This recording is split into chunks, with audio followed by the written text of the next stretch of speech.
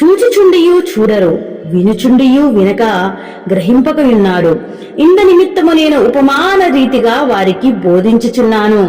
ఈ ప్రజలు కన్నులారా చూచి చెవులారా విని హృదయముతో గ్రహించి మనసును తిప్పుకొని నా వలన స్వస్థత పొందకుండునట్లు వారి హృదయము క్రొవ్వినది, వారి చెవులు వినుటకు మందములైనవి, వారు తమ కన్నులు మూసుకొని ఉన్నారు గనుక మీరు వినుమట్టుకు విందురు గాని గ్రహింపరు, చూచుమట్టుకు చూతురు గాని ఎంత మాత్రము తెలుసుకొనరని యెషయా చెప్పిన ప్రవచనము వీరి విషయమై నెరవేరుచున్నది. అయితే మీ కన్నులు చూచున్నవి గనక అవి ధన్యములైనవి, మీ చెవులు వినుచున్నవి గనక అవి ధన్యములైనవి. అనేక ప్రవక్తలను నీతిమంతులను మీరు చూచు వాటిని చూడగోరియు చూడకపోయిరి, మీరు వినువాటిని వినగోరియు వినకపోయిరి. మీతో నిశ్చయముగా చెప్పుచున్నాను, విత్తువాని గూర్చిన ఉపమాన భావము వినుడి. ఎవడైనను రాజ్యమును గూర్చి వాక్యము వినియు గ్రహింపకయుండగా